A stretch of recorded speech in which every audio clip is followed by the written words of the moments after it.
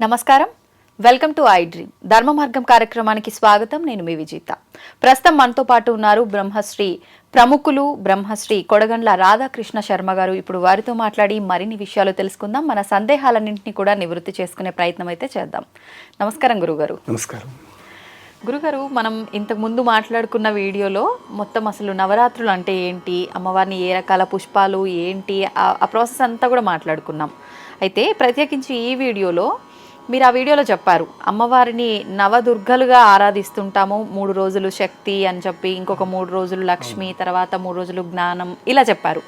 నవదుర్గలకి అమ్మవారి రూపాలకి వ్యత్యాసం ఏంటి, సంబంధం ఏంటి, అసలు నిజంగా ఒక్కొక్క రోజు అమ్మవారిని మనం ఏ రకంగా ఆరాధించాలి, వాటన్నిటి గురించి కూడా తెలియజేయండి.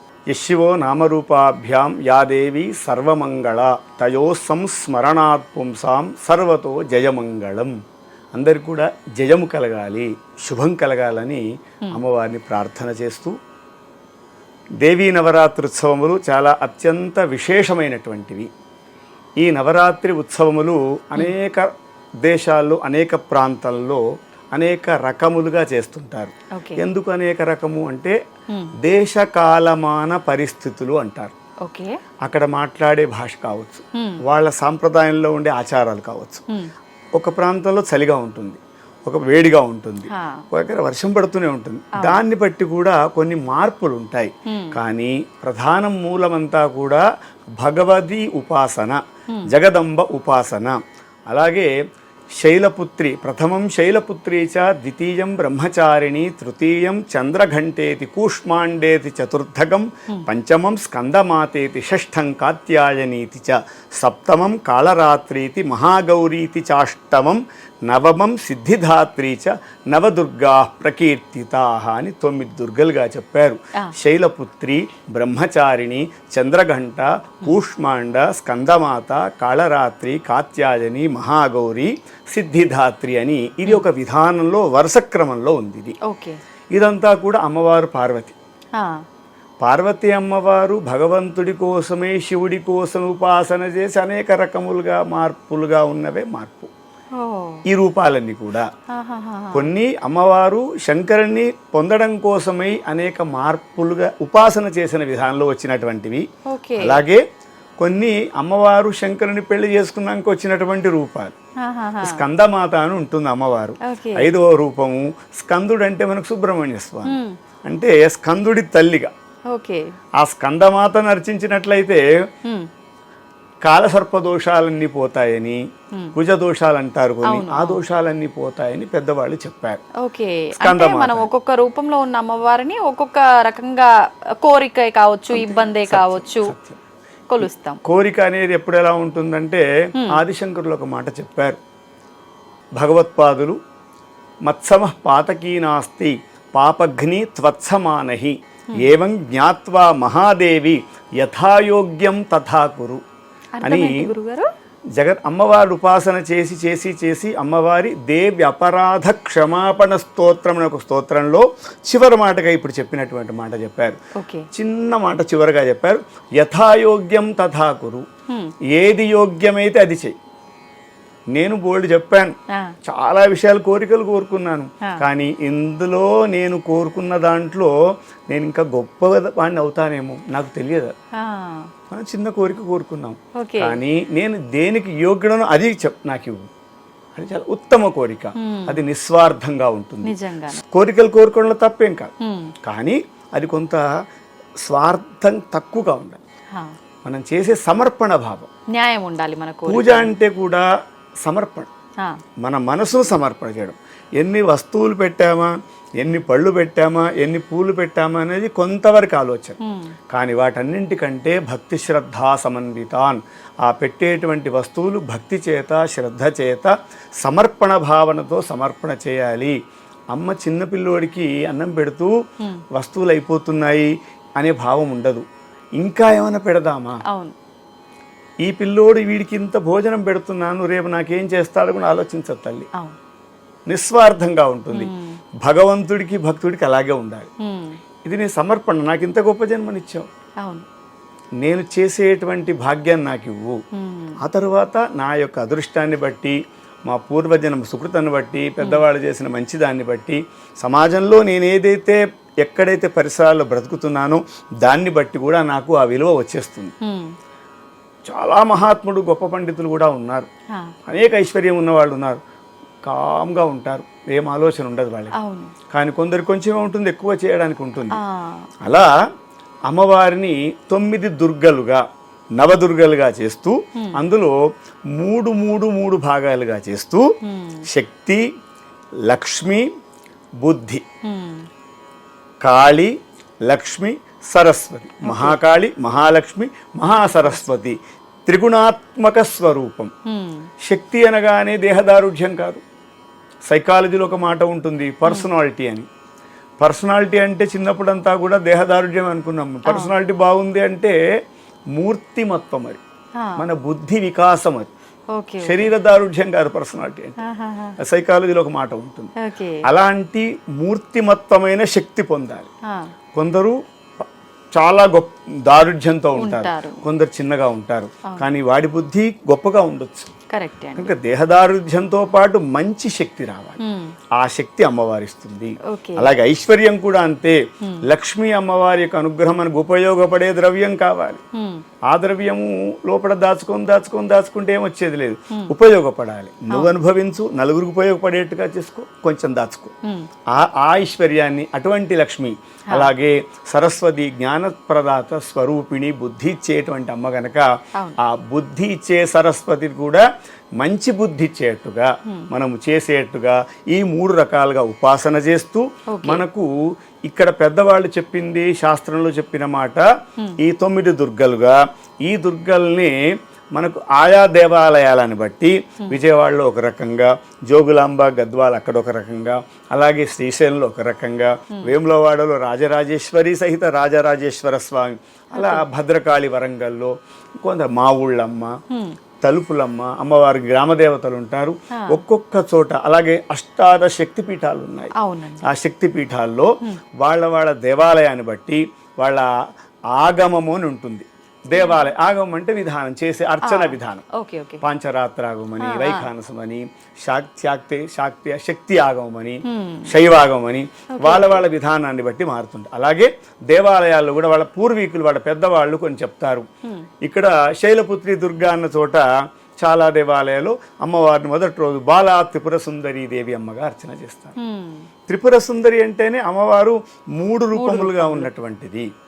త్రిపురాధీశ్వరి అమ్మ, అలా అమ్మవారిని. అలా రెండో చోట అక్కడ బ్రహ్మచారిణి దుర్గా అమ్మవారు. ఆ బ్రహ్మచారిణి దుర్గను రెండో రోజు గాయత్రి అమ్మవారుగా ఉపాసన చేస్తుంటారు కొన్ని చోట్ల. ఇలా మొత్తం 9 దుర్గలను వస్తూ లక్ష్మిగా, లలితా త్రిపుర సుందరిగా, మహాలక్ష్మిగా, రాజరాజేశ్వరిగా, మహిషాసురమర్దినిగా చేస్తూ చివరగా అమ్మవారిని విజయదశమి రోజు రాజరాజేశ్వరి అమ్మగా కొలుస్తూ ఉంటారు. ఓకే గురుగారు, మీరు ఇందాక అన్నారు ఈ అమ్మవారిని ఈరోజు పూజిస్తారు, ఈ అమ్మవారిని ఈరోజు పూజిస్తారు, ఒక్కొక్క ప్రాంతాన్ని బట్టి ఆచారాన్ని బట్టి కూడా పూజిస్తారు. మరి నిజంగా ఏ రోజు ఈ అమ్మవారిని ఏ రకంగా పూజించాలి అంటే కొంచెం అన్న దానిపైన అవగాహన ఉండాలి కదా, అవన్నీ కూడా డే వైజ్గా కొంచెంగా వివరించండి. మనకు శరత్కాలే మహాపూజ క్రియతే యాచ వార్షికి అని ఒక మాట ఉంటుంది. శరత్కాలము అంటే ఈ శరదృతు ఆరంభమైనప్పటి నుండి శరత్కాలము అంటారు. మనకు మొత్తం 6 ఋతువులు, 2 నెలలకు ఒక ఋతువు వస్తుంది, 12 మాసాలు కనుక. ఈ వర్ష ఋతువు అయిపోగానే, కంప్లీట్ కాగానే మనకు శరదృతువు ఆరంభమవుతుంది. శరదృతువు అంటే ఆశ్వేజ మాసము, కార్తీక మాసం, ఈ 2 శరదృతువులో ఉంటాయి కనుక శరదృతువులో ఉంటాయి. కానీ శరన్నవరాత్రులు అని, శారదా నవరాత్రులని, దేవీ నవరాత్రులని అనేక పేర్లు ఉంటాయి. ఈ 9 రోజులు అమ్మవారిని నవదుర్గలుగా చేస్తూ ఆయా ప్రాంతాల్లో ఒక్కొక్క ప్రాంతంలో ఒక అమ్మవారిగా, కానీ ప్రధానంగా మనకు ఇంద్రకీలాద్రిపై వెలిసినటువంటి కనకదుర్గ అమ్మవారిని కొంచెం ప్రధానంగా చేసుకుంటాం. అమ్మ జగదంబ పెద్ద గొప్పగా ఉంది కనుక కొన్ని చిన్న మార్పులు ఉన్నా ప్రధానంగా అవే ఉంటాయి. ఒక్కో చోట వెనక ముందున్నా కూడా అవే ఉంటాయి కనుక మనకు మొదటగా శైలపుత్రి దుర్గా అంటాం. శైల అంటే పర్వతం, కొండ. ఆ కొండ మహారాజు యొక్క పర్వతవర్ధిని అమ్మ పుత్రిక. హిమవత్ పర్వత మహారాజు మేనకల యొక్క పుత్రిక అమ్మ జగదంబ పార్వతి కనుక శైలపుత్రి, పర్వతరాజు కూతురు కనుక శైలపుత్రి అంటారు. ఆ శైలపుత్రి అమ్మవారికి ఒక స్తోత్రం ఉంటుంది. వందే వాంఛిత లాభాయ చంద్రార్ధకృత శేఖరాం వృషారూఢాం శూలధరాం శైలపుత్రీం నమామ్యహం అని అమ్మవారిని పూజ చేస్తూ అదే రోజు బాలా త్రిపుర సుందరిగా అమ్మవారిని అర్చన చేస్తాం. బాల అంటే చిన్న అమ్మవారుగా ఉంటుంది. మనకు అక్కడ పటాలు కనిపిస్తుంటాయి అమ్మవారి రూపంగా ఒక చిన్న పాపగా. ఎందుకంటే అమ్మవారి అర్చనలో ప్రధానమైనటువంటి విషయం కుమారి పూజ. కుమారి అంటే దాంట్లో ఏం చెప్పారంటే ఒక్క సంవత్సరం పాప కాకుండా రెండో వర్షం అంటే సంవత్సరం, రెండో సంవత్సరము 2 నుండి 10 సంవత్సరాల వరకు మధ్యలో 9 ఉంటాయి. ఆ 9 వరుసగా నవకుమారిలుగా 9 దుర్గా రూపంలో వాళ్ళని అర్చన చేస్తాం.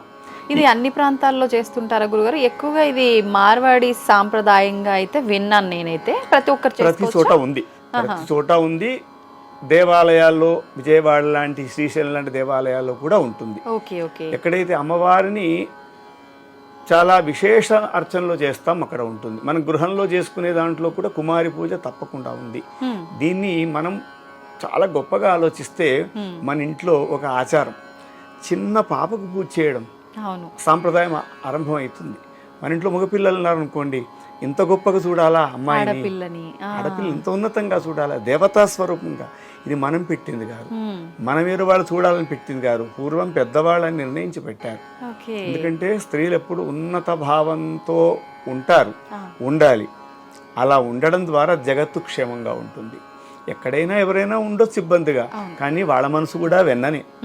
ఆ సమయానుకూలంగా వాళ్ళు మారుతారు. కాకపోతే స్త్రీ సహనంగా ఉన్నతంగా ఎక్కడైతే ఉంటుందో ఆ గృహము ఉన్నతంగా ఉంటుంది, చాలా గొప్పగా ఉంటుంది.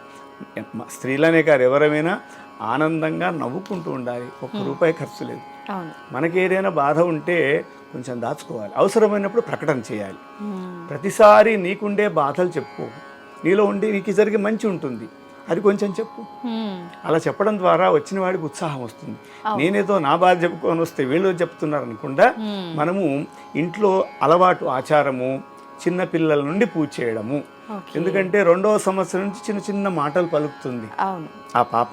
అప్పటి నుండి 10 సంవత్సరాల వరకే చెప్పారు.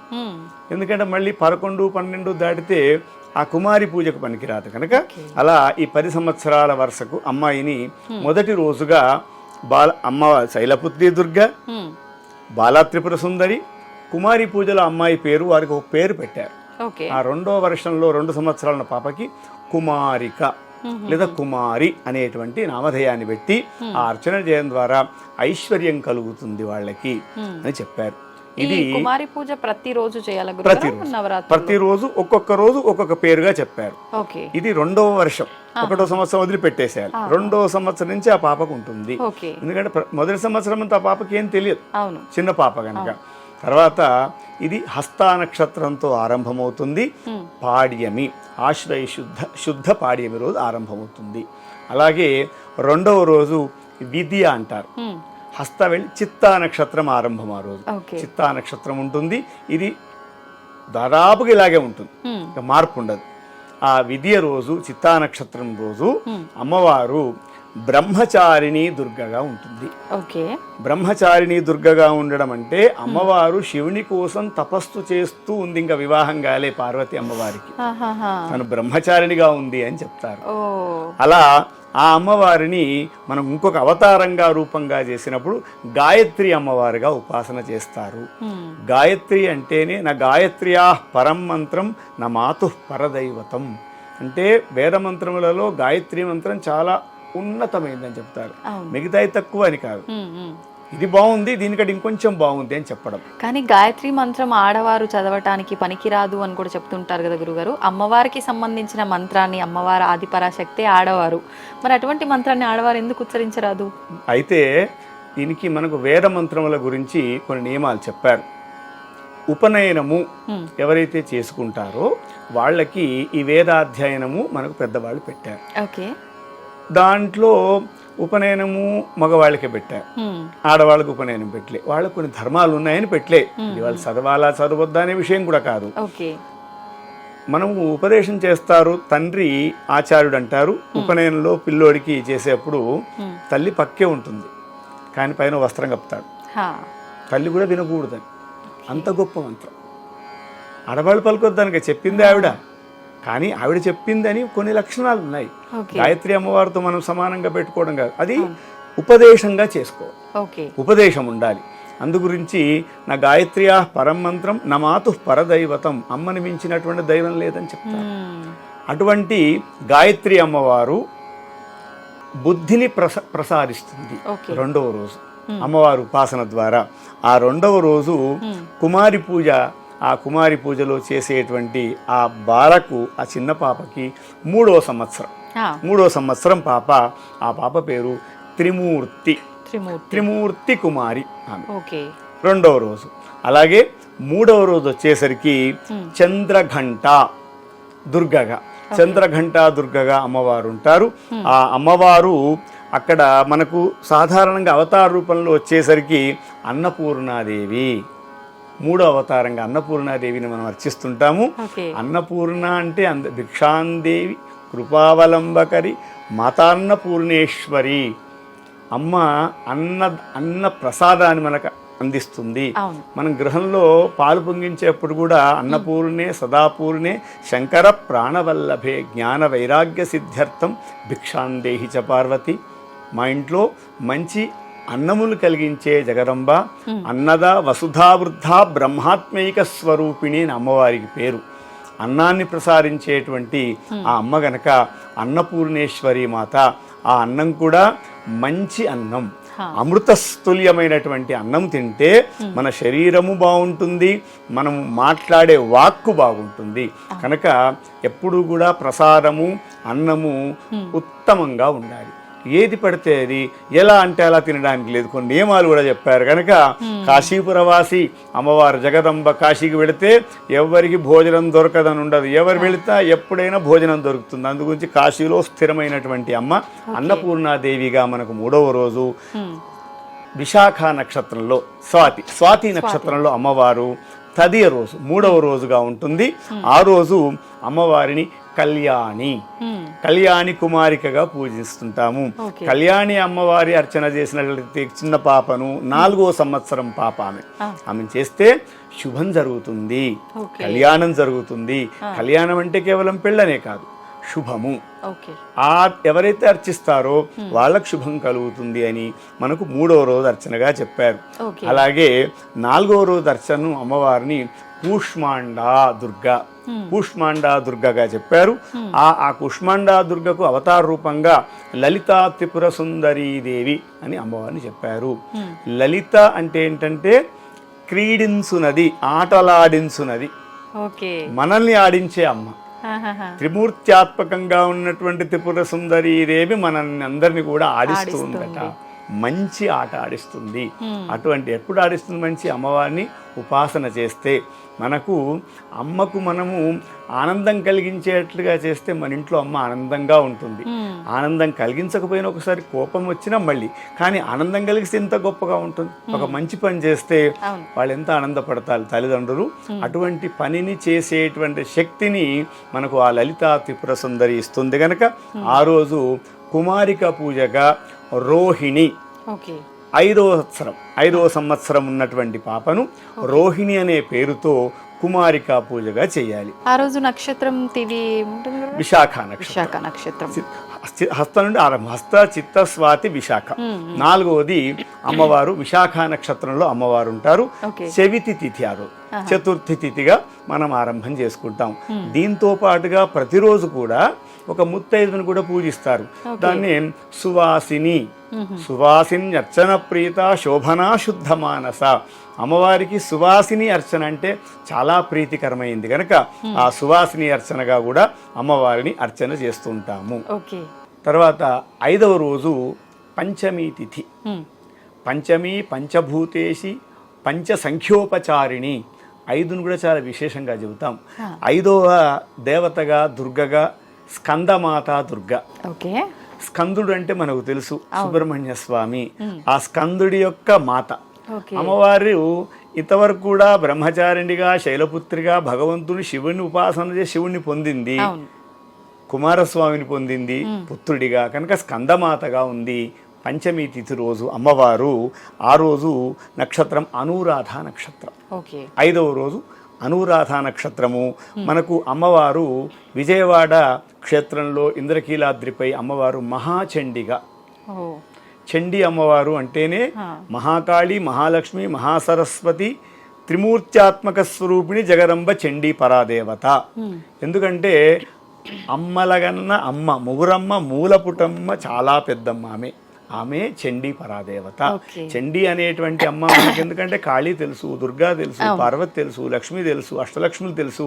చండీ ఎవరు అంటే ఏదైతే రాక్షసులను సంహారం చేయడం కోసమై దేవతలందరూ కూడా ఒక రూపాన్ని సృష్టించారు, ఆమె చండీ పరాదేవత.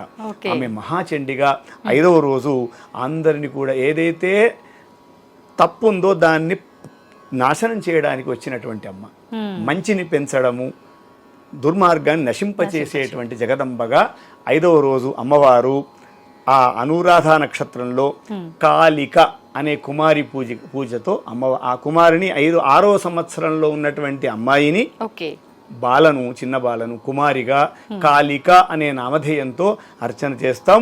అలాగే అమ్మవారిని సువాసిని కూడా అర్చన చేసి తాంబూలాలు ఇస్తుంటారు. అలాగే 6వ రోజు అమ్మవారి పేరు కాత్యాయని దుర్గ.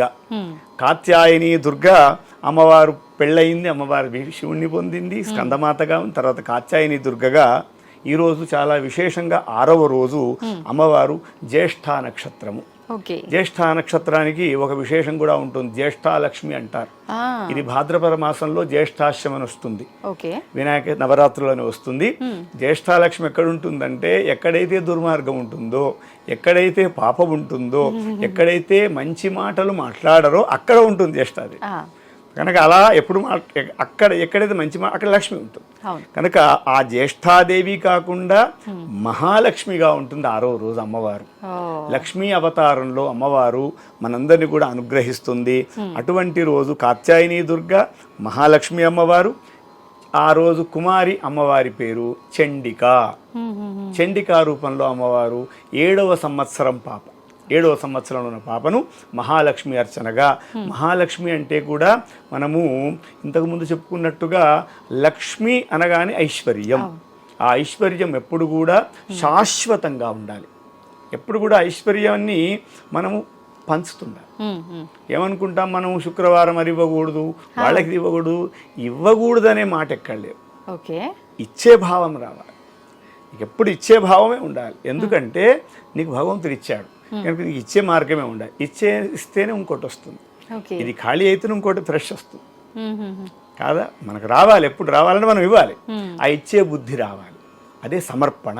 పూజ అంటేనే సమర్పణ. పూజకు డెఫినేషన్ చక్కటి పదం తెలుగులో సమర్పణ మన భావం. కనుక ఆ మహాలక్ష్మి అమ్మవారు అనుగ్రహం చేత సకలైశ్వర్యాలన్నీ పొందుతాం, ఉపయోగపడే ద్రవ్యం పొందుతాం. ఇది 6వ రోజు. అలాగే 7వ రోజు అమ్మవారు కాలరాత్రి దుర్గగా అమ్మవారు ఉన్నారు. ఆ కాలరాత్రి దుర్గ రోజు ఇది 7వ రోజు.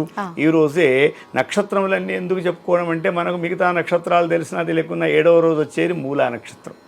ఈ మూలా నక్షత్రం అందరికీ తెలుసు. ప్రతి నెలలో వచ్చే మూలా నక్షత్రం రోజు అనేక క్షేత్రాల్లో సరస్వతి దేవాలయాల్లో కానీ ఇంకా దేవాలయాల్లో అమ్మ సరస్వతి హోమం అవుతుంటుంది. కనుక 7వ రోజు అమ్మవారు విద్యా ప్రదాత్రిగా, విద్యనిచ్చే అమ్మవారుగా మనకు ఉంటుంది. విద్య అంటే కేవలం ABCDలే కావు. విద్య అంటే జ్ఞానం, విద్య అంటే బుద్ధి, మంచి బుద్ధిని కలగజేసేటువంటి అమ్మవారు సరస్వతి రూపంగా 7వ రోజు అమ్మవారు మహాసరస్వతి అవతారంగా ఉంటూ ఆ రోజు కుమారి పూజ 8వ వర్షం 8వ సంవత్సరం ఉన్నటువంటి పాప శాంభవి. ఆ పాప పేరు శాంభవిగా అర్చన చేస్తాం. అక్కడ అర్చన విధానంలో కూడా అమ్మాయిని కూర్చుండబెట్టి పాదాలు కడిగి పాదాలకు పసుపు పెట్టి పరాణి పెట్టి ఒక చక్కగా దేవతగానే మా పాప మీ పాప లేదా సాక్షాత్ అమ్మవారు అక్కడ అమ్మవారు భావంతో చేయడం ద్వారా ఎంత గొప్ప భావం. ఎక్కడ ఉంది అమ్మ అంటే నీ ఇంట్లోనే ఉంది. నీ దగ్గరే ఉంది, నీ పక్కకే ఉంది. ఇది చూపించడానికి మన పెద్దవాళ్ళు మన కోసం కాదు, మనకంటే ముందే చెప్పి పెట్టారు. అటువంటి 7వ రోజు సరస్వతి అమ్మవారు. 8వ రోజు అమ్మవారు దుర్గా స్వరూపంగా మహాగౌరి. మహాగౌరీ దుర్గగా మనం ఏ పూజ చేసినా కూడా గౌరీ పూజ చేస్తాం. వినాయక చవితి రోజు కూడా దానికి ముందు రోజు తదియ అని వస్తుంది, చవితి కంటే ముందు. ఆ రోజు కూడా అమ్మవారిని తదియ గౌరిగా కూడా చేస్తారు, గౌరీ పూజగా. కనుక మనం ఇంట్లో చేస్తే కూడా ఆ పసుపుతో ఒక ముద్ద చేసి పెడతాం, దానికి గౌరీ అంటాం. కొందరు భావంలో గణపతి అంటారు, కొందరు భావంలో గణేశ అంబిక. గణేశాంబికాభ్యాం నమః అంటే గణేశుడికి అమ్మవారికి తల్లి కొడుకులను ఒకదారి కూర్చున్నప్పుడు పూజ చేసేటువంటి విధానం కూడా ఉంది మనకు. అలాగే ఆమె మహాగౌరి అమ్మవారు. ఆ రోజు అష్టమి తిథి అవుతుంది. అదే రోజు పూర్వాషాఢ నక్షత్రం, మూల వెళ్ళిపోయి పూర్వాషాఢ నక్షత్రంలోకి వచ్చాం. అది అష్టమి తిథి. ఆ రోజే దుర్గా అమ్మవారుగా అవతారంగా ఉంటారు. దాన్ని దుర్గాష్టమి అంటాం. అందుగురించి ఆ రోజు దుర్గా అంటే శక్తి కదా, అందుగురించి అందరు కూడా ఆ రోజు ఆయుధ పూజ చేస్తూ ఉంటారు, వాహనాలకు పూజ చేసుకుంటారు, ఇంట్లో ఉండే ఏ వస్తువు ఉంటే ఆ వస్తువు పూజ చేస్తారు, పుస్తకాలు ఉంటే పుస్తకాలకు చేస్తుంటారు. సరస్వతి పూజ చేసినా కూడా పిల్లోడికి, విద్యార్థికి వాడికి ఆయుధం పుస్తకం, పెన్నులు అవి కూడా పెడుతుంటారు. అట్లాగే ఒక బస్సు ఉంటే బస్సుకు కూడా అర్చన చేస్తుంటారు. అనేక రకాలుగా అర్చన చేసేటువంటి దుర్గాష్టమి ఆ రోజు అమ్మవారి యొక్క అర్చన. తర్వాత 9వ రోజు అమ్మవారు సిద్ధిదాత్రి. సిద్ధిదాత్రి దుర్గగా అమ్మవారు ఉంటారు. ఆమె మహిషాసురమర్దినిగా అవతారంగా ఉంటారు. ఈ మహిషాసురమర్దిని అంటే మహిషాసురుడు అనేటువంటి రాక్షస సంహారం చేసినటువంటి ఆ అమ్మ. అందుగురించే మహిషాసురమర్దిని స్తోత్రం కూడా అందరూ ఐగిరి నందిని అని స్తోత్రం కూడా చేస్తుంటారు. ఆ విధంగా ఆ రోజు కుమారికా పూజగా అమ్మ పేరు 10వ వర్షం. ఈమె పేరు సుభద్ర. 9వ దానికి చెప్పారా కుమారి? 9వది చెప్తున్నాము. 8వ దానికి దుర్గా అమ్మవారు. ఆమె పేరు కుమారిక కూడా దుర్గా. 9వ రోజు 9వ వర్షం, 9వ సంవత్సరం పాప పేరు దుర్గా. 8వ దాంట్లో 9వ దాంట్లో సిద్ధిదాత్రి, మహిషాసురమర్దిని, కుమారికార్చనలో మనకు సుభద్ర అనేటువంటి అమ్మగా ఆ పాప పేరు సుభద్ర అని చేస్తున్నాం. ఆ రోజు ఉత్తరాషాఢ నక్షత్రము, నవమి తిథి, మహర్నవమి అంటారు దాన్ని. మహానవమి అన్నట్టు, పెద్ద నవమి అని గొప్పగా చెప్తారు. ఆ రోజే తెలంగాణ ప్రాంతంలో సద్దుల బతుకమ్మ అని చేస్తారు, పెద్ద బతుకమ్మ చివరి రోజునిగా చేస్తారు. బతుకమ్మ అంటే కూడా చాలా దాంట్లోనే అర్థం ఉంది, బ్రతికించే అమ్మ. మనందరినీ బ్రతికించే అమ్మను ఒక గౌరీ భావం చేసి అందరూ స్త్రీలందరూ కలిసి ఒక దగ్గర కూర్చొని నిలబడి ఆటలాడుతూ పాటలు పాడుతూ అమ్మని స్తోత్రం చేయడమే బతుకమ్మ. మామూలుగా ఇంకా సూక్ష్మంగా చెప్పాలంటే దేవుణ్ణి అర్చించడానికి ముఖ్యంగా వాడే ద్రవ్యం పుష్పం. ఇక్కడ పువ్వుకు పూజ, పుష్పానికే పూజ. చాలా గొప్ప సంస్కృతి పుష్పాన్ని పూజించడం. అంటే ఒక ఇంట్లో పని చేస్తుంటాడు, మనకు సేవ చేస్తుంటాడు, చాలా చేస్తుంటే పాపమైన సేవలు అతన్ని ఒక్కసారి మనం నువ్వు చాలా బాగా చేస్తున్నావు అని చిన్న ఆయనను ఒక మాట చెప్తే ఆనందపడతాడు. అలా పువ్వుకు పూజ చేయడం ఏంటి అంటే ఆ పువ్వు ఆనందపడుతుంది, నాకు కూడా ఉందా పూజ అనే భావంతో మన పెద్దవాళ్ళు చాలా విశేషాలు చెప్పారు. ఈ విధంగా ఓన్లీ తెలంగాణ ప్రాంతంలోనే వర్తిస్తుందా అండి బతుకమ్మ? ఉంది, పేరు బ్రతకమ్మగా ఇక్కడే ఉంది. మిగతా ప్రాంతాల్లో అందరు ఆడుతూ ఉంటారు. అటు నార్త్ కానీ అటు ఉత్తరాంధ్రాల్లో కానీ అంతా కూడా అందరు చుట్టూ తిరిగి ఒక దగ్గర ఆడుతుంటారు. ఇక్కడ ఒక పూలతో పేర్చకపోయినా భావం ఉంది అందరికీ.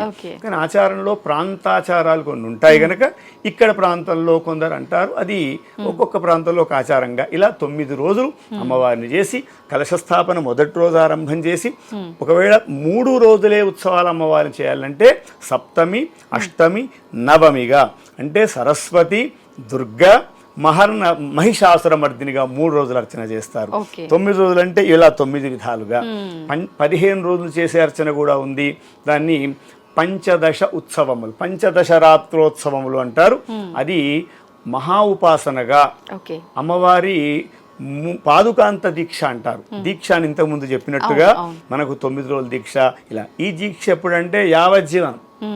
ఇది 10 రోజులు, 11 రోజులు, 41 రోజు ఉండదు. వాళ్ళ గురువు గారు వాళ్ళకి ఇస్తారు దీక్ష యావజ్జీవనం. చాలా ఉన్నతమైన మాటలు మాట్లాడుతూ ఉండాలి, ఏ తినాలో తినాలి, ఎలా ఉండాలో అలా ఉండాలి, 10 మంచి మాటలు చెప్పాలి. అటువంటి వాళ్ళు ఉన్నారు ఇంకా కూడా, ఇప్పటికి కూడా వాళ్ళను పాదుకాంత దీక్షాపరులు అంటారు. వాళ్ళు వ్యవహారంలో ఉండే పేరుతో పాటుగా గురువు గారు ఇచ్చిన ఒక పేరు ఉంటుంది. వాళ్ళ పరంపరలో ఓకే, ఆ పేరుతో అది రహస్యంగా ఉంటుంది. ఆ పేరు అలా దీక్షతో కూడా చేసేటువంటి 15 ఉత్సవాలు కూడా ఉంటాయి. మహర్నవమి రోజు సాయంకాలం పూజ చేయగానే అమ్మవారిని ఇన్ని రోజులు కొలిచి ఆ రోజు రాత్రే అమ్మవారిని ఉద్వాసన చేస్తారు. మొత్తంగా తీయకుండా అట్లాగే పెట్టేసి ఆ రోజు విశేష పూజలు చేసి కుమారి పూజ చేసి సువాసిని పూజ చేసి ఆ వచ్చినటువంటి బ్రాహ్మణికి అర్చన చేసి తర్వాత వచ్చినటువంటి బంధువులందరినీ కూడా భగవత్ స్వరూపంగా భావన చేసి ఆ రోజు రాత్రంతా కూడా చక్కగా నృత్యములు గీతములు ఆనందంగా భజనలు చేస్తూ అమ్మవారిని ఆనందపరుస్తూ వాళ్ళు ఆనందపడుతూ తెల్లవారి దసరాగా మనము 10వ రోజు విజయదశమిగా అమ్మవారు ఆ రోజు దశమి తిథి ఉంటుంది. శ్రవణ నక్షత్రం. కుమారి పూజలు 9 రోజులు 10 సంవత్సరాల వరకే అయినా కదా సమాప్తమైనవి. ఈరోజు ఈ 9 రోజులు అనుభవించినటువంటి ఆనందాన్ని విజయోత్సవంగా జరుపుకుంటారు. ఆ విజయోత్సవమే దసరా. అమ్మవారిని ముజ్జగంబుల గన్న మాయమ్మ అంటూ ఇంతకుముందు వరకు కూడా మనం త్రిమూర్త్యాత్మకంగా అని చెప్పాం. అవునండి. కనుక అమ్మవారిని 3 జగత్తులు 3 జగములు ఆమె అమ్మవారు పరిపాలించేటువంటి అమ్మను మనం మంగళంతో పాడుతాం. ముజ్జగంబుల గన్న మాయమ్మ దేవాది దేవి మంగళంబులు గొనగరావమ్మ ముజ్జగంబుల గన్న మాయమ్మ దేవాది దేవి మంగళంబులు గొనగరావమ్మ ముమ్మూర్తుల శక్తి నీవే ముగురమ్మల మూలమీవే ముదితలకు మాంగళ్య రక్షణ చేసి మురిసెడు తల్లి నీవే ముజ్జగంబుల గన్న మాయమ్మ దేవాది దేవి మంగళంబులు గొనగరావమ్మ వారణాసి విశాలాక్షివి శ్రీ విశ్వనాథుని వామభాగమునందు వెలుగుదువే ఘోర కల్మషహారిణి కాంచీ విహారీ కామాక్షి భారకర సంసార బాధోత్తారిణి పద్మాక్షి దేవి ముజ్జగంబుల గన్న మాయమ్మ దేవాది దేవి మంగళంబులు గొనగరావమ్మ మందహాసదయా విలసితాక్షి ఆనంద మందిర మంగళ కళా మధుర మీనాక్షి చందురుని మించిన మొగంబున చుక్క నొక్కిన ముక్కు వజ్రము అందలడుగున అణగి మ్రోగ ఆత్మజుల మమ్మేల రావా ముజ్జగంబుల గన్న మాయమ్మ దేవాది దేవి మంగళంబులు గొనగరావమ్మ నిఖిల నిగమ నిదాన గాయత్రి దేవాది దేవి సుఖ సమున్నత శాంతి సంధాత్రి ముఖర చంద్రో వర్ణగాత్రి ముక్తహారీ త్రినయనేత్రి ముఖర చంద్రో వర్ణగాత్రి ముక్తహారీ త్రినయనేత్రి ప్రఖర దుఃఖ వినాశ సూత్రి బాల రఘురామాధినేత్రి ముజ్జగంబుల గన్న మాయమ్మ దేవాది దేవి మంగళంబులు గొనగరావమ్మ మంగళంబులు గొనగరావమ్మ దేవాది దేవి ముజ్జగంబుల గన్న మాయమ్మ జగదంబ విశ్వపాలిని మాతకీ జై. ధర్మస్య విజయోస్తు అధర్మస్య నాశోస్తు ప్రాణిషు సద్భావనాస్తు విశ్వస్య కళ్యాణమస్తు సంస్కృతస్య అభివృద్ధిరస్తు గోమాతుః విజయోస్తు లోకాః సమస్తాః సుఖినో భవంతు లోకాః సమస్తాః సుఖినో భవంతు. నిజంగా ఎంత అద్భుతంగా ఉంది గురువుగారు. ఇప్పుడు అమ్మవారి గురించి మీరు వర్ణించిన ఈ పద్యం ఏదైతే ఉందో అమ్మవారి రూపము ఆమె గుణగణాలు అన్నీ తెలిసిపోతున్నాయి అదొక్కటి వింటే. నిజంగా అద్భుతం గురువుగారు, చాలా చక్కగా పాడారు మీరు కూడా. నేను ఇంతకుముందు మీ వీడియోలో విన్నాను, ఎలాగైనా నేనే అడిగి పాడించాలి ఒక పద్యం అనుకున్నాను, మీరే ఆఖరణ పాడేశారు. థ్యాంక్ యూ గురుగారు, నిజంగా చాలా సంతోషంగా ఉంది మీతో మాట్లాడినందుకు, మీ గురించి ఈ విషయాలన్నీ తెలుసుకున్నందుకు. ధన్యవాదాలు గురుగారు. ధన్యవాదాలు.